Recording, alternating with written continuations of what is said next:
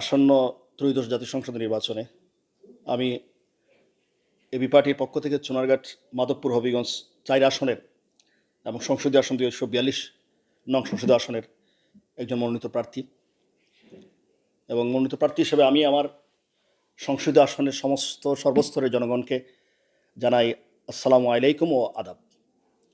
আপনি জানেন যে আমার চুনারঘাট, মাধবপুর এই অঞ্চলটি অত্যন্ত প্রাকৃতিকভাবে অত্যন্ত একটি প্রাকৃতিক সম্পদে ভরপুর এবং অত্যন্ত সৌন্দর্যমণ্ডিত একটা এরিয়া। এবং সেখানে সাংস্কৃতিক বৈচিত্র্য আছে, মানুষের জীবনের বৈচিত্র্য আছে। আমার সংসদীয় আসনে চা শ্রমিক ভাইয়েরা আছেন, তারপরে মণিপুরি আছেন, মণিপুরি সম্প্রদায় আছেন, আরও অনেক সম্প্রদায় আমাদের আছেন। সব মিলিয়ে আমরা দীর্ঘদিন থেকে একটা সাম্প্রদায়িক অসাম্প্রদায়িক পরিবেশের মধ্যে দিয়ে আমরা বড় হয়েছি এবং অসাম্প্রদায়িক পরিবেশের মধ্যে দিয়ে আমরা জীবনযাত্রা নির্বাহ করছি। সেই জন্য প্রথমেই আমি শুকরিয়া আদায় করছি। হবিগঞ্জ, চুনারঘাট, মাধবপুর আসনে মানুষের অনেক চাহিদা ছিল, অনেক চাহিদা আছে, এখনও আছে। আমি যেটা বলতে চাই যে শিক্ষার ক্ষেত্রে চুনারঘাট, মাধবপুর যদিও জাতীয়ভাবে বা হবিগঞ্জ জেলার ভিতরে আপনি জানেন যে শিক্ষার দিক দিয়ে আগাই আছি আমরা, কিন্তু শিক্ষার যে উন্নয়ন দরকার ছিল, আমাদের চুনারঘাট কলেজ থেকে শুরু করে আমাদের পূর্ববারে কোনো স্কুল বা কোনো কলেজ নাই, অনেক দূর থেকে মানুষ শিক্ষা প্রতিষ্ঠানে আসে। সেই রকম কোনো কাজ আসলে হয় নাই এই বিগত দিনে। তবে সবচেয়ে যেটা বিষয় হলো যে চা শ্রমিকদের ভোটকে আপনি জানেন যে একটা দল কিংবা একটা গোষ্ঠী সবসময় এটাকে তাদের গোষ্ঠীগত বা দলীয় ব্যাংক হিসেবে ব্যবহার করেছেন, অতীতে বারবার ব্যবহার করেছেন। আমি ব্যক্তিগতভাবে খুব সাধারণ মানুষ, আমার বাবাও খুব সাধারণ মানুষ ছিলেন। আমি বরাবরই সাধারণ মানুষের সাথে চলতে আমি কমফোর্ট ফিল করি। আমি এলিট শ্রেণীর মানুষ না। এবং আমি অন্ততপক্ষে এটা বলতে পারি যে আমি যা বিশ্বাস করি আমি তা বলি, যা বলি তা বিশ্বাস করি। তো চা শ্রমিক ভাইদেরকে আমি আলাদা দৃষ্টিকোণ থেকে দেখতে চাই না যে ওনাদেরকে চা শ্রমিক বলেন বা হিন্দু মাইনরিটির যে বিষয়টা, এই মাইনরিটি শব্দটা আমি ইউজ করতে ইচ্ছুক না। আমি মাইনরিটি শব্দ ব্যবহার করতে চাই না। ওনারা সবাই আমাদের বাংলাদেশের নাগরিক, আমরা যেমন নাগরিক ওনারাও নাগরিক। এবং নাগরিকের অধিকারকে সমুন্নত রাখার জন্য, সব নাগরিকের সমান অধিকারকে, সমান মর্যাদাকে সমুন্নত রাখার জন্য আমার দলের অঙ্গীকার আছে। আপনি জানেন যে আমার দলের একটা টিম স্লোগান আছে যে এবি পার্টির অঙ্গীকার, রাষ্ট্র হবে জনতার। এবং আমি নিজেও বিশ্বাস করি রাষ্ট্র যখন জনতার হবে, যখন সবার একটা সমান অধিকার থাকবে, সবাই নির্বিঘ্নে তার মতামত ব্যক্ত করতে পারবে, তার অধিকার সে অধিকার তার নিশ্চিত হবে, তখন আপনি সেই রাষ্ট্রকে একটা সভ্য রাষ্ট্র বলতে পারেন। আমরা একটা কার্যকর রাষ্ট্র তৈরির জন্যই আমরা লড়াই করে যাচ্ছি।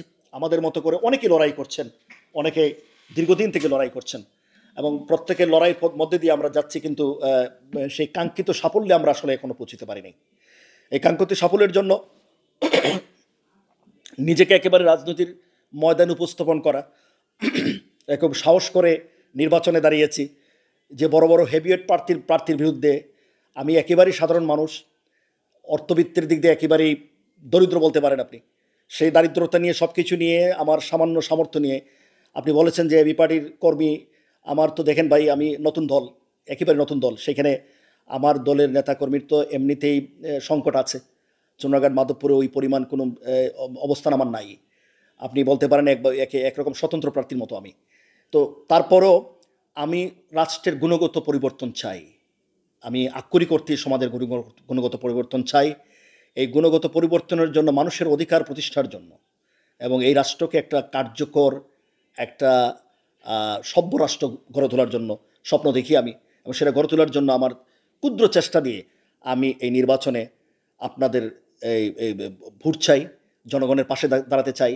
জনগণ যদি জনগণের হাতে অনেক কিছু, ভোটার আপনি জানেন যে একটা ভোট অনেক বড় বিষয়। জনগণ যদি রেগুলেশন করতে চান, এই বিপ্লবের সারথি হতে চান, যে বিপ্লব আমরা জুলাইতে দেখেছি, জনগণ যদি রাষ্ট্রের গুণগত পরিবর্তন চান, জনগণ যদি ট্র্যাডিশনাল যে রাজনীতি আছে আমাদের, মৌরুষী রাজনীতি, আমাদের যে মানে বাপের পরে ছেলে, ছেলের পরে বা বছরের পর বছর ধরে একই ব্যক্তি, এই যে এই বলয়, এই বলয়কে যদি জনগণ চ্যালেঞ্জ করতে চান, ভেঙে দিতে চান, তাহলে নিশ্চয়ই নিশ্চয়ই তারা আমাকে পছন্দ করতে পারেন, ইগল মার্কায় ভোট দিবেন আমি আশা করি। আমি ইগল মার্কায় ভোট তাদেরকে করজোড়ে চাই, প্রার্থনা করি।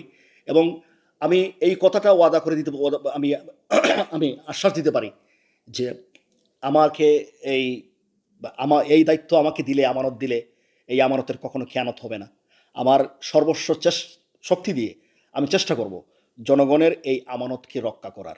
আমি দুটি বিষয় আপনাকে, যদিও আমি ম্যানিফেস্টো, লিখিত ম্যানিফেস্টো আমি দিব ইনশাল্লাহ, কিন্তু সেইখানে আমি দুটি বিষয় আপনাকে অগ্রিম বলতে চাই যে আমার নির্বাচনী প্রায়োরিটিতে আমাদের দলের পক্ষ থেকে বলা হয়েছিল যে আপনি কী কী প্রায়োরিটি দিতে চান কী কী বিষয়ে। আমি বলেছি শিক্ষা খাতকে আমি সবচেয়ে বেশি প্রায়োরিটি দিব। দ্বিতীয়ত হচ্ছে সামাজিক বিচার এবং ন্যায় বিচার। আপনি জানেন আমি নিজে আইন পেশায় জড়িত, আমার বাবাও আইন পেশায় ছিলেন, কিন্তু আমি চাই না যে মানুষ রাত পোহালেই সামান্য বিষয় নিয়ে আদালতে আসুক।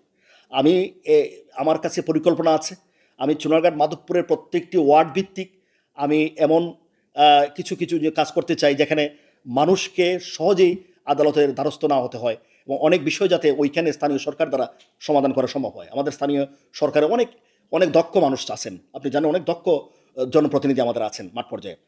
এবং আমি তৃতীয় যে বিষয়টা আমি গুরুত্ব দিতে চাই সেটা হচ্ছে বেকার সমস্যা এবং নারী উদ্যোক্তা সৃষ্টি করা। নারী উদ্যোক্তা সৃষ্টির জন্য ক্ষুদ্র শিল্প সৃষ্টি করা, এবং শিল্প আইনের বিরুদ্ধে আমি নই, ইন্ডাস্ট্রিয়ালিস্টের বিরুদ্ধে আমি নই, কিন্তু বিষয়টা হলো যে দুটা বিষয়ের মধ্যে চেক অ্যান্ড ব্যালেন্স দরকার। আপনি জানেন যে আমরা অনেক ছোটোবেলা থেকে, আপনিও আমার এলাকার একজন কীর্তি সন্তান, আপনি জানেন যে অনেক ছোটোবেলা থেকে আমরা শুনেছি বারবার যে আখের ইন্ডাস্ট্রি হওয়ার কথা। এই আখ ইন্ডাস্ট্রি তো আজ পর্যন্ত হলোই না, বরঞ্চ অনেক মানে দীর্ঘদিন থেকে যারা আখের ব্যবসা করতেন, আখের চাষ করতেন, অনেক চাষি অনেক গৃহস্থ সেই আখ চাষ বাদ দিয়ে দিয়েছেন। তো আমার একটা উদ্দেশ্য ইচ্ছে আছে এই আখ চাষটাকে আবার ফিরিয়ে নিয়ে আসার। কারণ আপনি জানেন আমাদের এখানে লালি বলেন, গুড় বলেন, এটা চুনারঘাটের একটা ঐতিহ্য, অনেক মানুষ এটার জন্য আমাদের এলাকায় আসে। আমি এটাকে ফিরিয়ে নিতে চাই। মাধবপুরে সরিষা হয় ভালো, আপনি জানেন যে সরিষা হয়।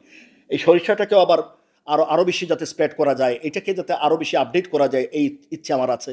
আমার ইচ্ছে আছে যে রেশম শিল্প, আপনি শুনেছেন যে আমাদের বাগানে রেশম শিল্পের একটা ইয়ে ছিল, আপনি জানেন যে রেশমের অনেক দাম, সিল্কের কাপড় অনেক দাম।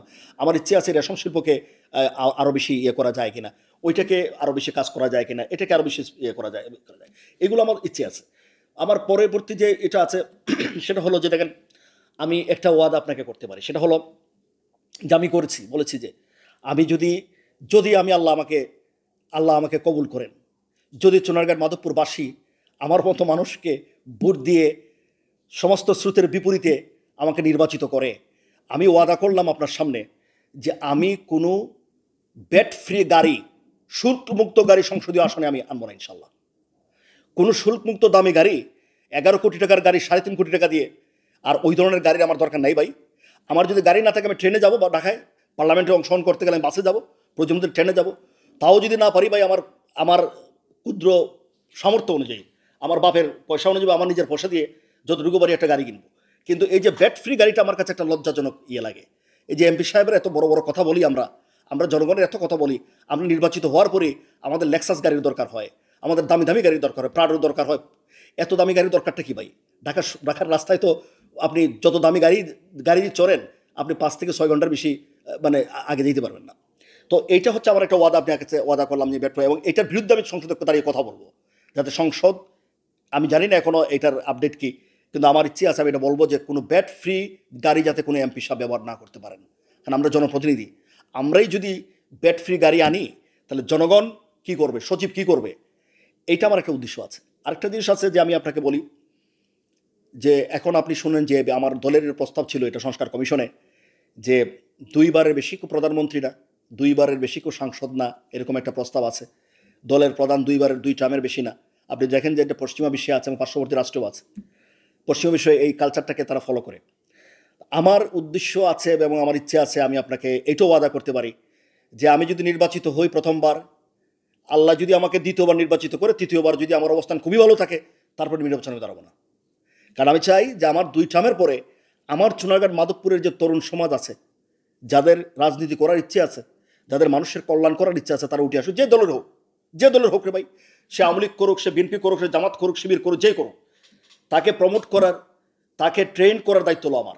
একজন ভালো লিডারশিপের ভালো নেতার দায়িত্ব হলো যে তার পিছন থেকে আরেকজন নেতাকে তুলে নিয়ে আসা, তাই জায়গাটাকে পূরণ করে দেওয়া। সারা জীবন একটা জায়গা দখল করে বংশ পরম্পরায় মৌরসী সম্পদ হিসাবে এটাকে ব্যবহার করার, এটা তো রাজনীতি না, এটা রাষ্ট্র জনগণের কল্যাণের জন্য না। এই রাজনীতি থেকে, এই দুর্বৃত্তায়ন থেকে আমরা বের হতে চাই। আল্লাহ যেন সে তৌফিক আমাকে দান করে। আর সর্বশেষ হচ্ছে যে দেখেন, আমার দলীয় মার্কা ঈগল, ঈগল একটি চমৎকার মার্কা। আপনি জানেন ঈগলের খুব চমৎকার কিছু বৈশিষ্ট্য আছে। ঈগল অনেকগুলো পাখির উপরে অনেক উঁচুতে উড়ে এবং সবসময় সে সাইক্লোনের বিরুদ্ধে, তুফানের বিরুদ্ধে, ঝড়ের বিরুদ্ধে সে লড়তে জানে এবং ঝড় কিংবা তুফান হলে তার উড়ার ক্ষমতা কিংবা তার উড়ার যে স্পৃহা আছে সেইটাও বেড়ে যায়। আপনি আমি চারিত্রিকভাবে ঈগলকে ধারণ করতে চাই, আমার মার্কাকে ধারণ করতে চাই। ঈগল মার্কায় আমি আমার সংসদীয় আসনের সর্বস্তরের মানুষ, সমস্ত মতের মানুষ, সব দলের মানুষ, সবার কাছে বিনীত চিত্তে করজোড়ে আমি একটি ভোট কামনা করছি। আগামী নির্বাচনে আমি শুধু এটুকু বলবো যে পরিবর্তনের অঙ্গীকার নিয়ে আপনারা গুণগত পরিবর্তনের জন্য, রাষ্ট্রকে রাষ্ট্র হিসাবে তৈরি করার জন্য, আপনাদের অধিকারকে ফিরে পাওয়ার জন্য আপনারা একটা ভোটের মাধ্যমে রেভলিউশন করুন। টাকার বিরুদ্ধে, অর্থের বিরুদ্ধে, পেশিশক্তির বিরুদ্ধে এবং বড় দলের যে অবয়ব আছে এই অবয়বের বিরুদ্ধে, এই ডাকঢুলের বিরুদ্ধে আপনারা একটা ব্যতিক্রম নজির রাখবেন বলে আমি বিশ্বাস করি, আমি আশা করি। সে আশাবাদ ব্যক্ত করে আপনাকে ধন্যবাদ জানাই। সাথে সাথে আমার চুনাগার মাধবপুর সংসদীয় আসনের সমস্ত মানুষের প্রতি ধন্যবাদ রইল। সবাই আমার জন্য দোয়া করবেন। আল্লাহ হাফিজ। আসসালামু আলাইকুম রহমতুল্লাহ।